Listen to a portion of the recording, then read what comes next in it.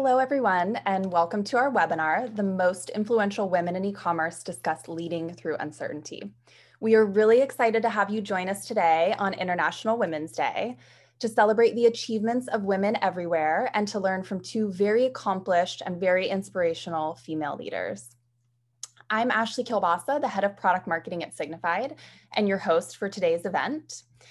Before we get started, just a couple of housekeeping notes. If you would like to join in on the conversation on social or share any content from today's event, please use the hashtags Most Influential Women in Ecom and IWD 2021 and tag Signifyd so we can follow along and reshare your posts. We'd also love to hear from you directly, and we will be taking questions from the audience for our panelists.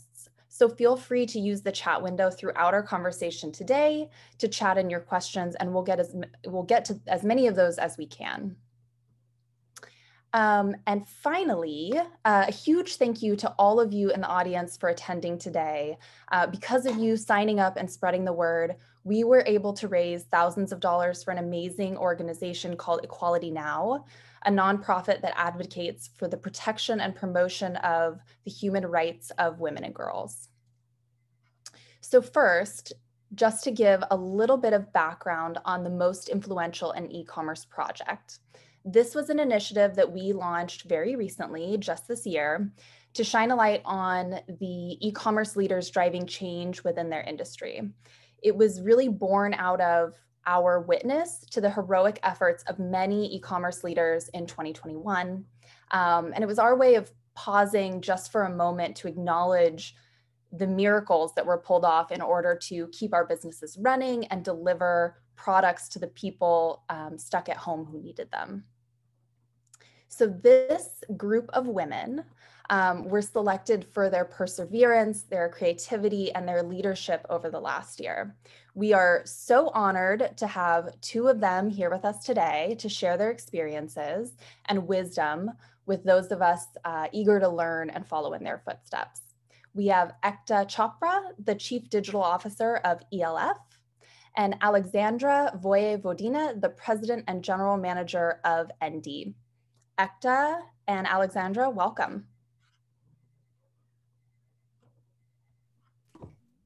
Thank you for having us. Hi there. Hi there. Thanks for having us. Yeah. Awesome. Thank you both so much for joining today. We really appreciate it.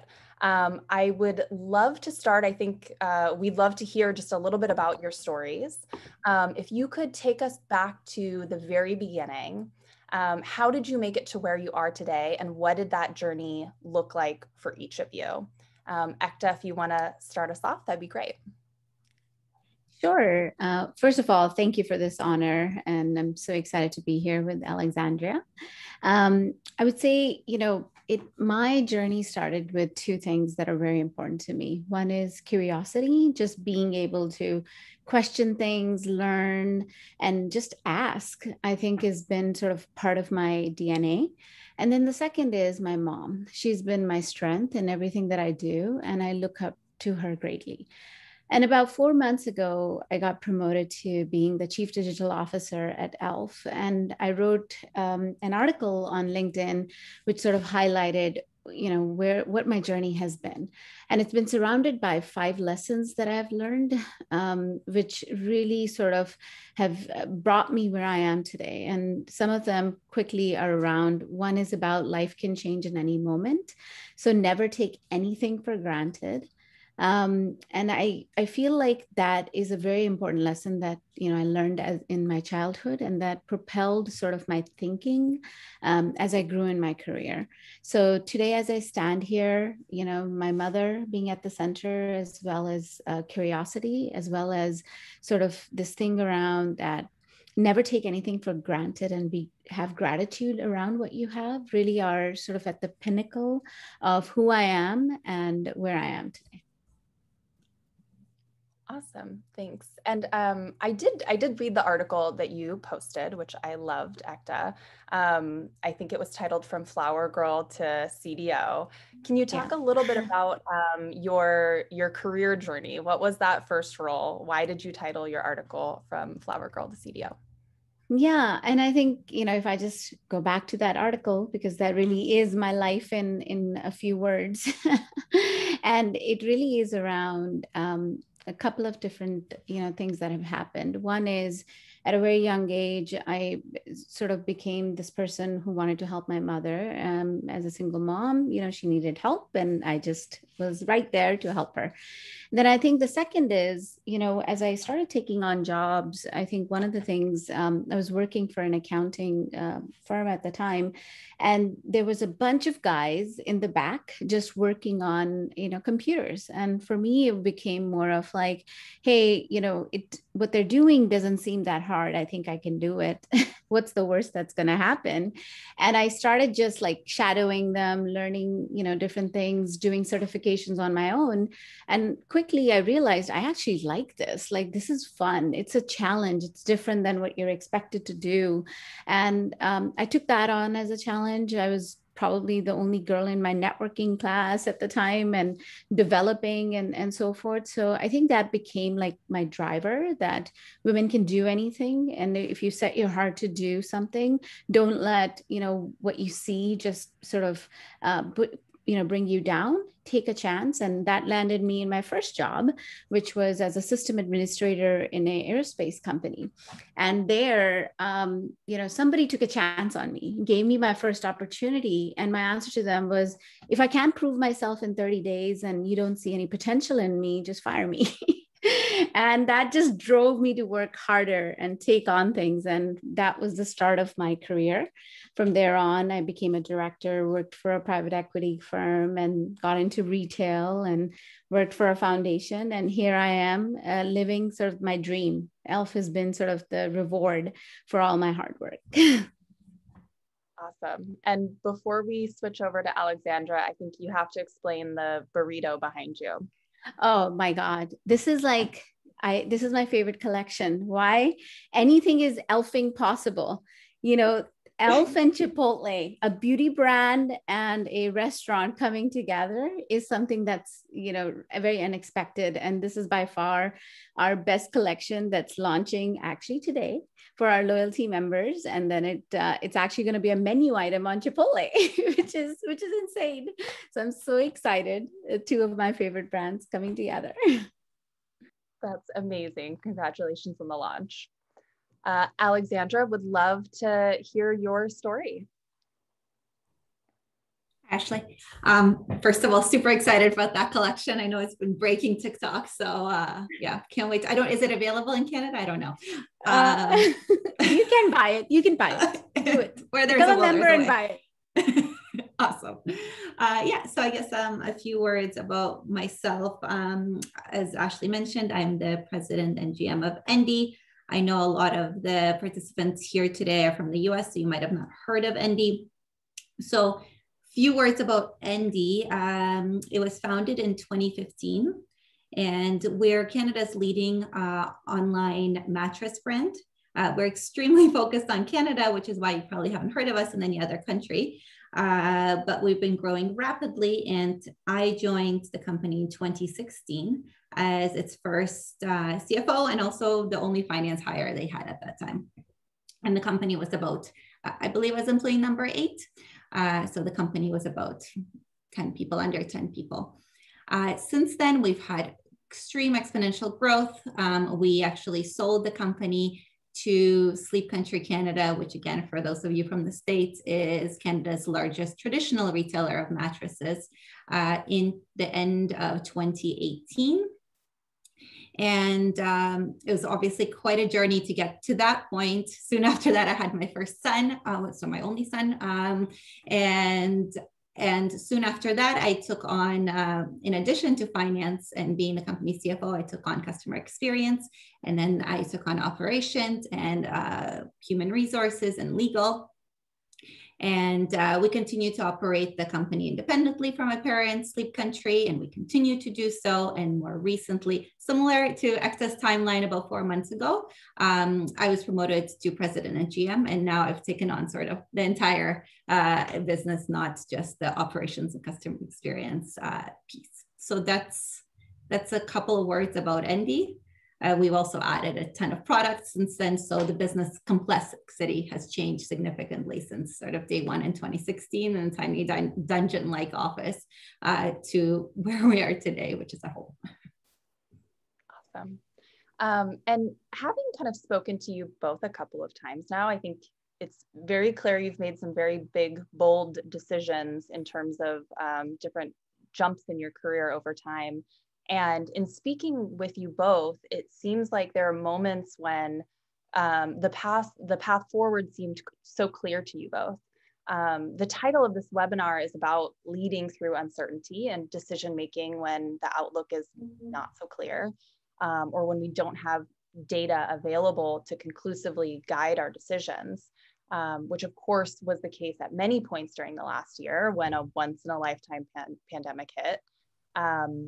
Understanding how consumers would react or how our governments would react definitely was not clear. So my question to you both is twofold. Can you talk about, in general, where your strong conviction and decision-making has come from in the past in making your own career decisions? And then also how you came to make some of the business-defining decisions in the last year specifically. And Ekta, if you want to lead us off, that'd be great. Sure. My conviction and as sort of this, once I decide I do, really comes from my mom. And as I said, she's really at the center of how I have evolved as a leader as well. And I think, last year, it was a year where there was a lot of ambiguity. You had to do things that you'd never done before, and you had to do things that you never thought were possible or could be done. So it required this sense of conviction. It required this sense of, curiosity. It required this sense of just creativity in many ways. And I think that all of that really helped me sort of navigate the uncertainty really, really well. Some examples of that was we didn't skip a beat. 1 week into sort of COVID, we were all working from home. 1 week into COVID, we realized, hey, we had to shoot for this big collection that was launching in June that we had spent millions of dollars on, which is our annual sort of beautyscape collection. And it was going to be shot in Bahamas.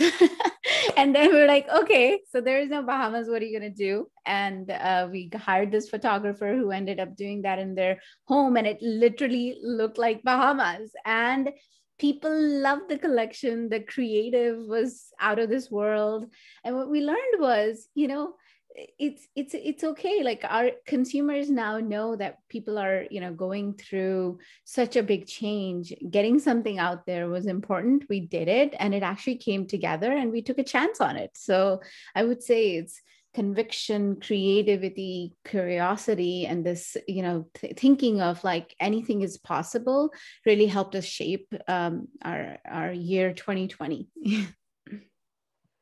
Alexandra, where does your conviction come from, and what was decision making like last year for you? Yeah, so I guess starting from where it all comes from, I think it was a lot of trial and error back in the day.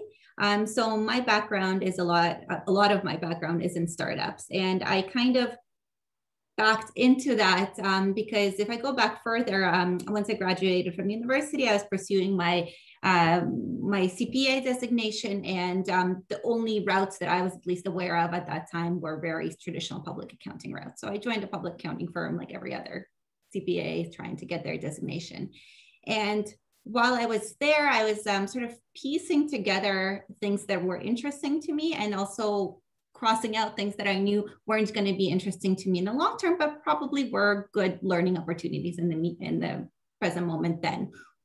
And one of the things I really noticed, because of the type of accounting firm I was in, which was medium sized and allowed me to work with sort of medium to small sized businesses, is that business owners were frequently just seeing finance and accounting as a back office function, and they weren't seeing it as a growth function. And to me, that's such a huge miss, because here are people with all of your financial information. They're looking at everything that's going on in your business, yet you're looking at it 3 months too late. Because by the time you've created all this reporting, you're probably not going to do anything useful with that information, since a lot of time has passed and your business probably has already changed. Especially true in 2020 because things are changing fast, but honestly, probably true in every year. And so with that in mind, and sort of with understanding that I probably wasn't going to go into tax, that I did not see a career in audit for myself, I thought, okay, well, the most logical next step is to go into a startup and try to set up a finance function in a way that drives the business forward rather than just reflects on what has already occurred.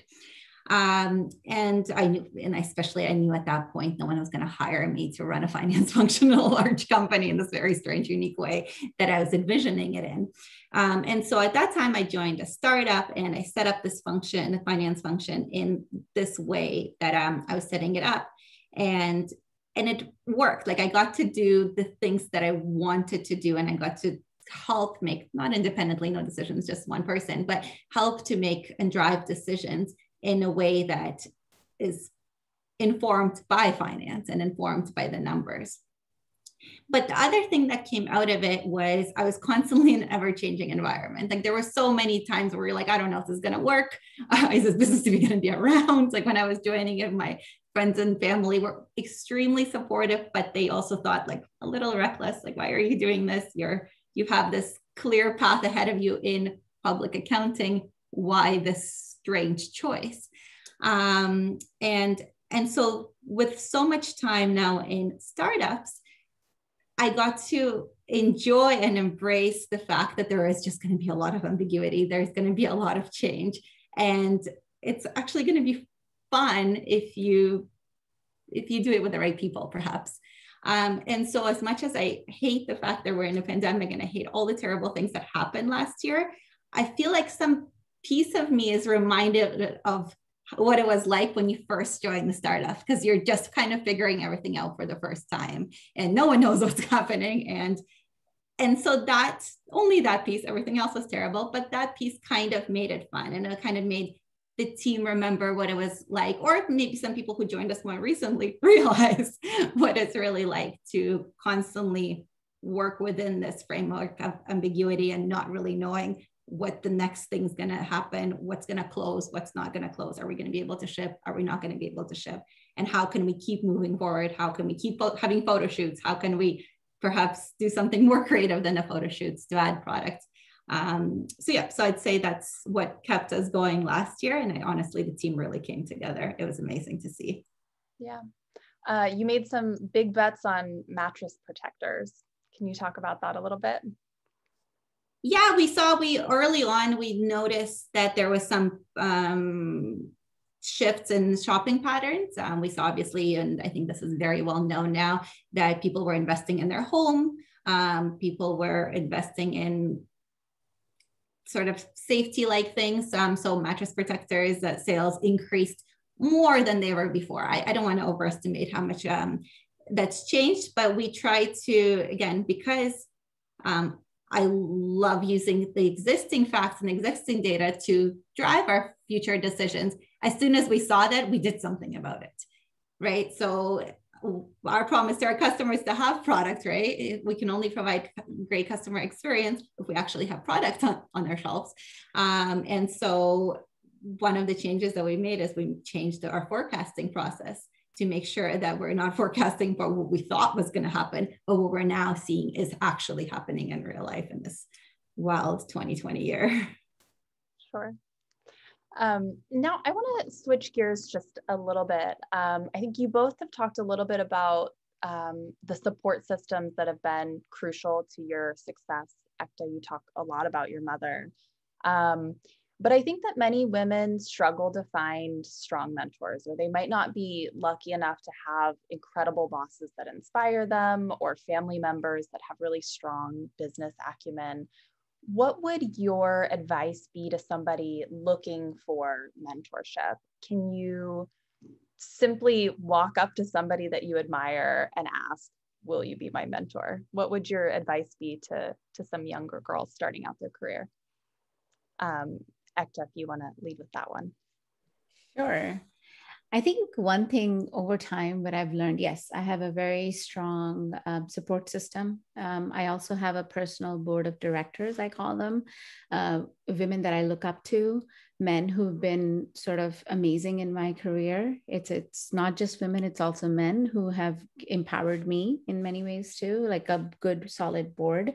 And then I also have learned is if you don't ask, you're not going to get. What's the worst? Somebody's going to say no. So it's oftentimes that first hesitancy or, getting out of your seat. Well, how is it okay to do that? Are they going to think like I'm wasting their time or asking a question? And I think unless and until you do that, nothing, you're never going to know. So it's oftentimes taking that first step is important. I also think is, networking today, it's even more important than before. And I think you could be going to the best university, you could be going to the best school, you have a great job, but you only learn through other and divergent views, right? So like staying connected with what's happening in the world, what other people's views are, and actually building that dialogue, I think helps you grow and helps you think differently. In today's world, you really need to diversify your thought. You need to incorporate new ideas. And I do think you can't do that if you're only sort of focused on yourself. And I think it's important for your growth. So take that first step. That's always the hard one. But if you don't ask, what's the worst, Definitely.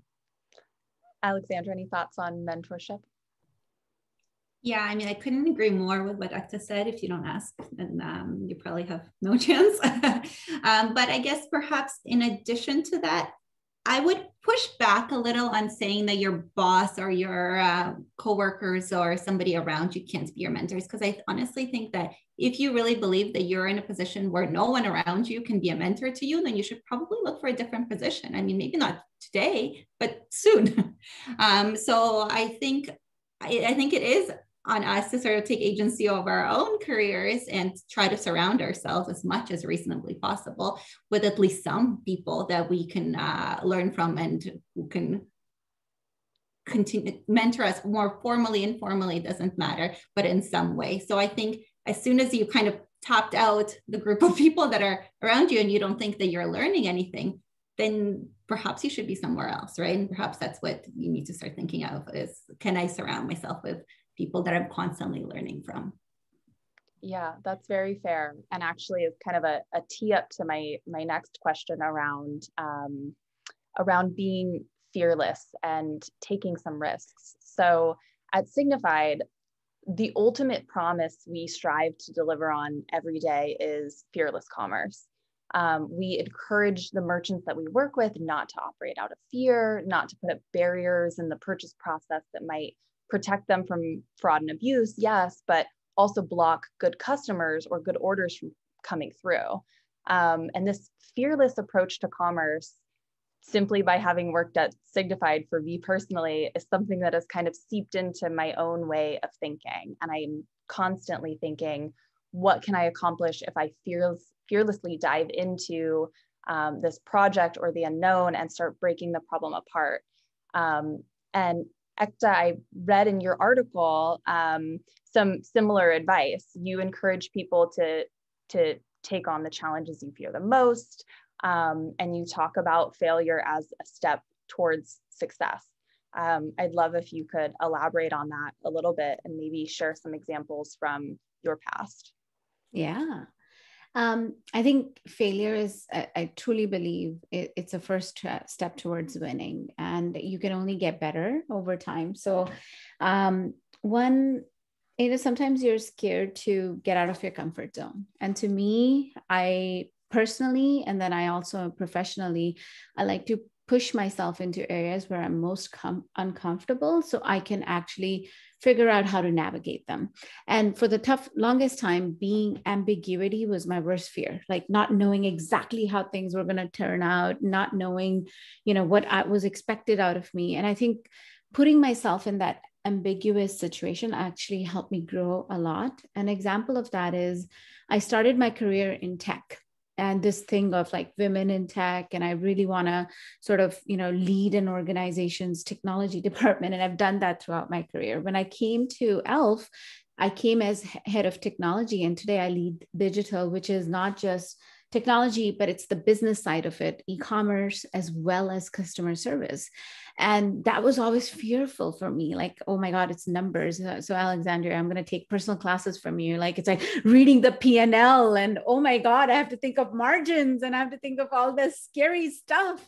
And it actually became this amazing thing where I found myself learning how I was providing business value, how what I did really sort of impacted and drove where E.L.F is today in many ways, on the digital side. So I think pushing yourself into things that you think are not your strengths, sometimes you should always capitalize on your strengths, but also go into areas which are not your strengths to see how you can navigate them. And I do think that helps you grow as an individual, and it drives much better results. Definitely. Great advice. Alexandra, my next question's for you. I think it's pretty obvious to me that at certain points in your career, you were, even early on, you were able to kind of like step back and see a little bit of the bigger picture. And we've talked a little bit about kind of zooming in and out appropriately at different points in your career. And I think this concept, maybe it's obvious to everyone by the name alone, but I think it's really important for leaders to master. So I'm wondering if you can explain for everyone here what zooming in and out really means and why it's so crucial. Sure, I can try. So for me, zooming, I was recently reading a book. It's called Powerful by Patty McCord. She was an HR person behind Netflix a while back. And there is a sort of a sentence, I'm going to misquote it a little bit, but there is a sentence that she says, which is essentially that the trouble with experts is they're all too aware of their own constraints. And sometimes someone with fresh eyes can get around those constraints almost out of ignorance.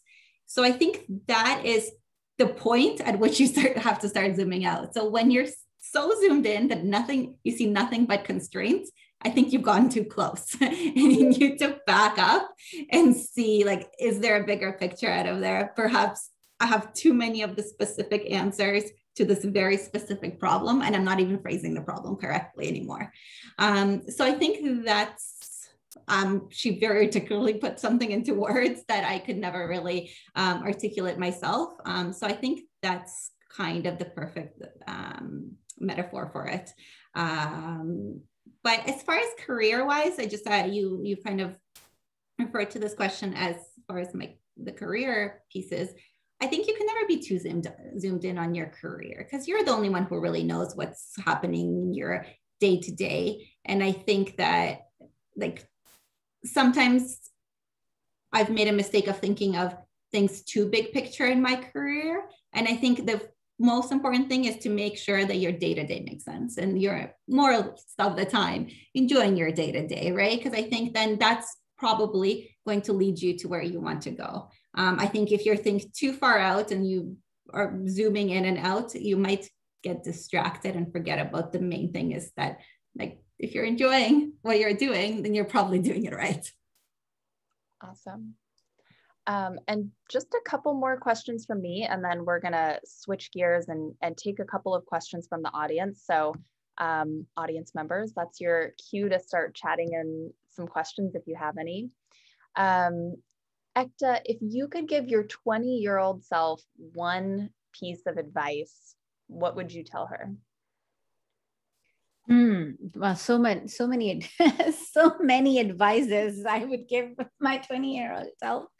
But I think, curiosity is something that it's a muscle that you have to build. I would tell myself, stay true to that, always seek to understand, always try to, continue to sort of, question and also learn from that advice or learn from what you've, learning about as well. And I think maintain that 5-year-old in you that used to ask so many questions. And my daughter teaches me this. She's 6 today and she asks a lot of questions. It's nonstop. Why is this? Why is it like this? And one question that sits with me is, we were having dinner, and during COVID, one blessing that happened was we were like, okay, we're going to have dinner together every night on the table. And we would ask each other how your day was. And she all of a sudden she asks me this random question, Mom, what is it that you do? And I was like, okay, how do I tell her? Right? What do I do? How do I explain it to a 5-year-old kid? So I gave her an answer and she goes, that does not make sense to me. Tell me in ways I can understand. And I really dumbed it down, and that taught me, oh my God, this is such a big lesson for me. Like, if I can explain it to a 5-year-old, I can explain it to anyone in the world what I do. And that's the thing, like always maintaining that curiosity, as well as this thing that there's a 5-year-old in somewhere in you who's also still learning and growing. And I think that's important. Maintain that innocence and curiosity. I love it. Alexandra, what would your piece of advice to your 20-year-old self be? I think that we only learn from our own mistakes and not from advice that anyone gives us or we give ourselves. So I don't know that I would give any specific advice, because I think then I would have made some other mistakes that would have led me to learn what I've learned. So I think it doesn't really matter what gets you to where you are. You have to go figuring it out one step at a time. So I think no matter what advice you give yourself or do you give somebody else, until you've kind of gone through it and you've made the mistakes and you've made the learnings from it, that advice is kind of useless. Totally fair. Totally fair. And now I'm going to switch over to a couple of questions from the audience. So Ekta, what are some of the most important qualities you look for when interviewing candidates? And also I'll add to that, if there are any roles that you're hiring for right now that you'd like to plug, feel free. Yeah, awesome. What I look for someone who is, not just coming to, applying for a job for what they see on the piece of paper. Of course, the qualifications and everything is important, but someone who's done, some research before they apply for that job, like about the company or anything like that, because I think it's important to understand where you're applying and, what you're doing as well. So someone who's done that diligence up front is important to me, because that always tells you a little bit more about the person's curiosity and, if they've taken the time in understanding the company and the role. The second is, it's not always about sort of what's on your resume. It's also about what's not on your resume, understanding, what's their soft skills and how they have tackled with issues. So usually my questions are less about, tell me your deep expertise in here, because you could tell a little bit about those questions. But I think it's also about what's not on your resume, how you've dealt with situations and what drove them and so forth. And it's also important for me to understand what their Maslow's hierarchy, what has motivated them in their career, and where they are and where they're trying to go. I would say, those things are really important. Other is, what roles I'm looking for right now, digital roles. I'm looking for a data scientist. I'm looking for someone on my e-commerce, team for our international business. I'm hiring for CRM roles. So if you are one of those candidates, reach out to me. Alexandra, what are you looking for when you're hiring? Number one, curiosity, 100%. Super hard to really get that feeling from just one conversation with somebody. But I think that's really what sets people apart is they're going to go, I think curious people are just going to find new solutions to problems you didn't even know you had. I'd say the other one is perhaps someone who's responsible. And maybe, I don't mean puts in 100% because that's sort of table stakes, but someone who's finding creative solutions to their existing role so then they can take on more, right? Like when I think of people taking on more, I'm not thinking of them working more hours, because that's certainly not the goal, but how can they sort of resolve some of the issues that exist and then create a role for themselves with what's left and or what hasn't even been addressed yet. So I think those are the biggest for me at the moment. And we're definitely hiring in Canada, but visit Endy Careers and check it out. We'll check out the careers page. Okay, so this one I think can be for either of you. What advice do you have for men who want to be great allies and advocates for women in business and beyond? Any tips for the guys out there? You want to go first, Alexandra, or do you want me to take this one? You're already unmuted. Go ahead. So what I would say is, just all my career, all my, whether it be my bosses or whether it be my best friends, have been guys. And it's odd, but it is like I've really gotten along with a lot of my guy friends really, really well. And I think, for me, it's about have a real conversation. Don't try to sweeten it up or dumb it down for me. I don't need that. I understand you. I can, sort of, also challenge myself, and I could do all of the things that traditionally are, sort of thought of only men can do. So you don't need to dumb down anything for me, and make me part of a conversation. And I'm looking for an authentic discussion. I'm not looking for, oh, you could try this or you could do this. No, let's have a real discussion like you would have with any other men. And treat me equally. And I am not looking for a special treatment. So I think that would be the thing is, equality to me starts with us, and it starts at home too. It starts with how you treat your family members. And I do think that the way you treat your family continues on, externally as well. So. Great advice. Alexandra, maybe this one would be a good one for you from Fang Fang. How has your mindset and skill set changed from being an individual contributor to a leader? Any kind of major shifts in mindset there? Yeah, I think something I've always had to work on, and I work on as much as I can right now, is just listening better. I think that typically, especially in startups, but I assume in every business, there is a bit of a tendency to just act right away and solve the problem in front of you. And as I try to step back from some of the problem solving, I'm trying to take my time and listen and to understand and wait to see how it's already solved, rather before putting in my 2 cents. Because sometimes I could sway the decision in completely wrong direction when a perfectly good solution already existed. So I think just not being so fast to react is something that I'm working on. Awesome. And Grace wants to know about habits. So what are some of your success habits, the things that you have made an intentional part of your routine to help you be more successful? What are some of these day-to-day practices that you've put in place to help you maybe continue learning or to be more successful? Sorry, is this still to me? Okay. Yeah, whoever wants to take that one. We've recently, on our leadership team at Endy, we've recently started to put much more emphasis on feedback.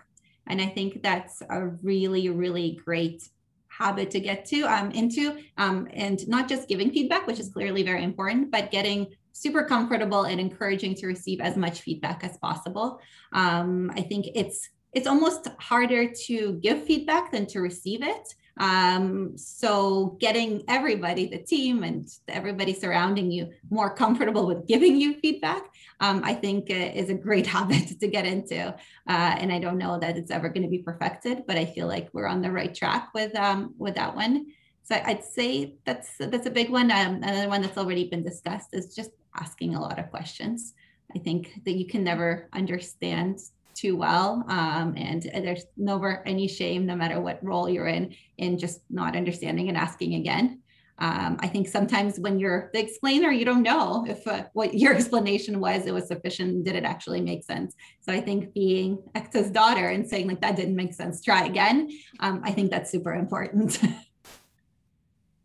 Yeah. Have you actively reached out to many of your peers and like let them know that you would love to be receiving more feedback? Or how do you encourage people that Yes. are around you to give you more feedback? Obviously, Ekta's daughter feels very safe and comfortable giving her feedback because she's in the house. But I think, you know, that might be something that you have to raise your hand for, or let people know that you're interested in. Yes, I've literally reached out and asked for feedback. I mean, I try to start a conversation first. It's not like you give me feedback now. Yeah. But yes, I think that it's something you have to seek out. People aren't just going to throw feedback at you if you're not seeking it out. It might be a little intimidating. Yeah, totally. Alexandra, that was just so awesome, because I definitely think feedback is the only way you can grow. And it truly is a gift when given right and given with intent. And, you know, of course, as part of our careers, you have professional development and people give you feedback, but it's beyond that. It's like genuine intent to, you know, really make that person better, or letting them know what they can do to improve. Really changed my trajectory, because all this time my boss says, "Oh, what a great job. You're doing such a great job and you're awesome." I was like, what am I not doing right? Like, can you tell me what can I improve on? And it was my first experience with that was when I always reported to like CEOs and COOs and people who didn't really know about my subject matter. My first opportunity where I reported to someone who was an expert in technology actually was the most I grew, because they helped me, move from a technical expert to a leader, to someone who was also a business driver. And I think truly when you hit that feedback, when you can receive and give that in the right manner, you can really make a difference in your career and other people's career. Yeah. Ekta, there was another question that came in for you, and it was, how did you become more comfortable with the P&L? Building off of your question from earlier, and driving profitability, where did you start? And maybe Alexandra can also give some tips here for newbies trying to get more comfortable with the P&L. Well, the finance team is my best friend, and I have like the best finance team. And one of the persons on the team who's also a dear friend, Dan, and I just went, "Dan, man, I'm going to take over this thing and I need your help." And I sought advice, I sought mentorship in that subject matter. That was not my expertise. I knew about a P&L, and like I went to school, I know about T accounts, and I know about cost of goods sold and variable cost and blah, blah, blah. But it was more about how do you use those insights to actually drive the business and make sure, because business driving, the different levers that you need, and and there's different people look at P&L differently, the investors versus, internal folks versus, and, the market and so forth. We're a public company. So I think I was not ashamed to sort of be self-aware that this is an area of an opportunity for my growth. And in order for me to become a better business leader, I need to understand the mechanics of this. So, and then going to a person that I was really comfortable with and saying, okay, help me understand, the different ways you look at this, the different lenses.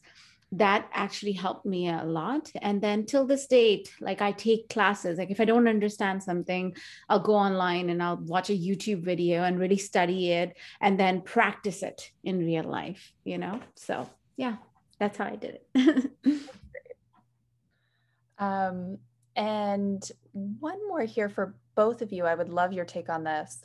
So being a leader in the digital space, what would you say are the most important things for another female working to forge her way to the top in e-commerce, specifically from a skill set standpoint? Are there any skills that you think that women who are, potentially following in your footsteps should be embracing or building as they're growing their careers in e-commerce?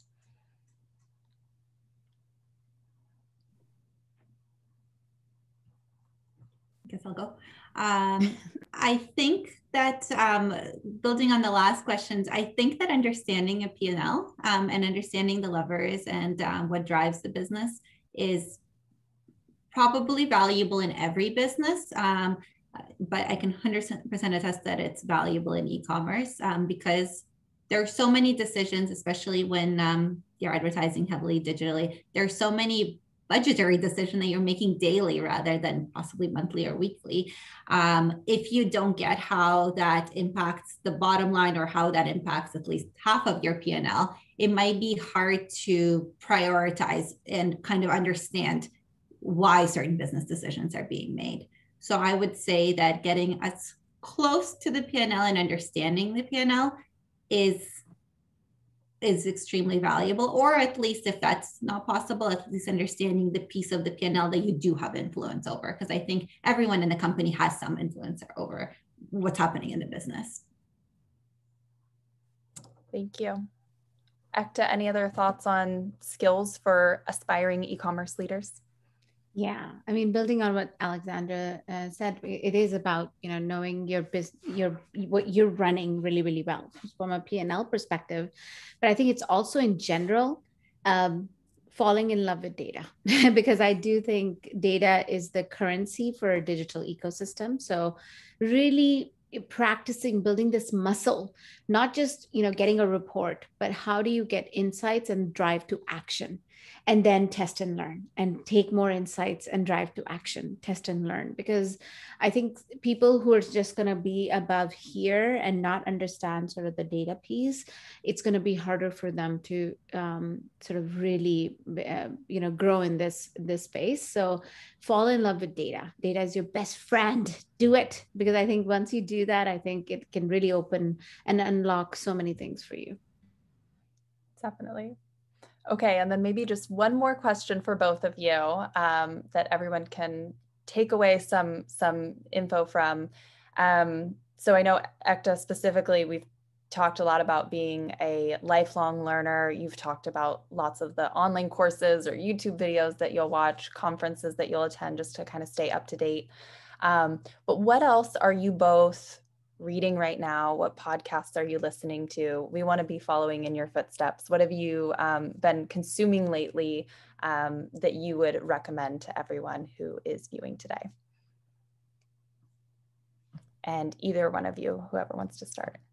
Okay, I'll go first. I'll go first. Okay. I listen to so many things. So it's hard to like pinpoint to one thing, but I would say my day starts with in the morning after I've done my routine of waking up and not looking at my phone deliberately, because digital detox is important.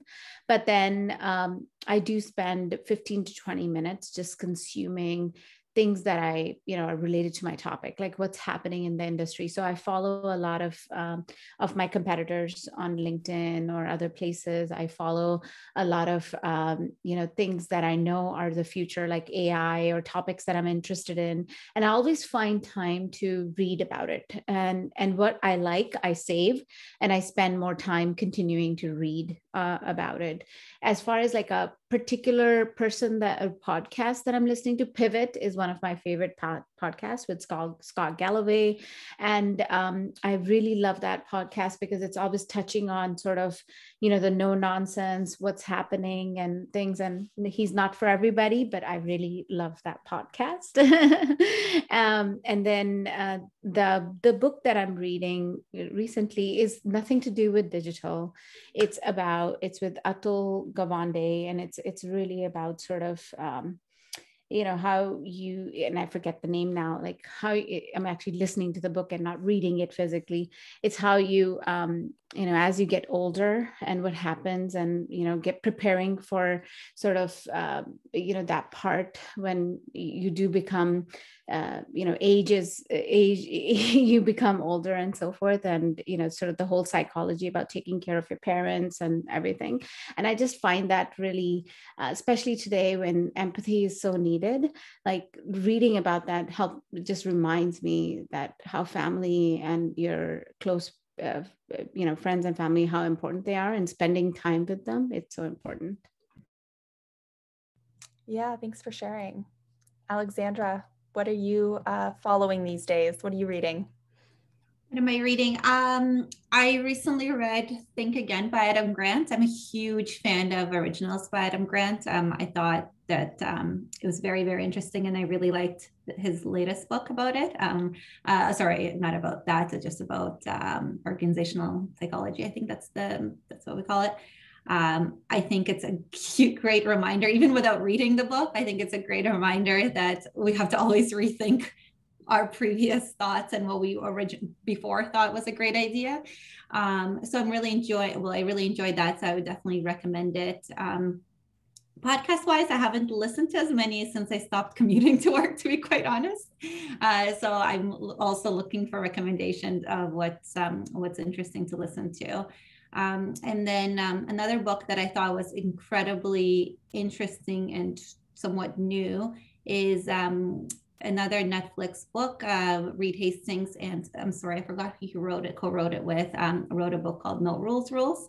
And it's really about forming a company culture based on freedom, responsibility, and how to sort of strive for surrounding yourself with people that you can constantly learn from. And I thought it was extremely radical, but also very, very different, and a really different mindset from everything that I've read on culture and sort of the people function in the business. So I thought that was incredible. And, awesome. And I will add the name of the book, Being Mortal by Atul Gawande. I am taking notes. We are all going to go pick up Being Mortal and download Pivot. And thank you guys so much for joining today and for sharing all of your thoughts, taking the time out of your day on International Women's Day to chat with our audience. It was such a pleasure to have you both. We will end here, but thank you again for joining, and we appreciate all of your thoughts.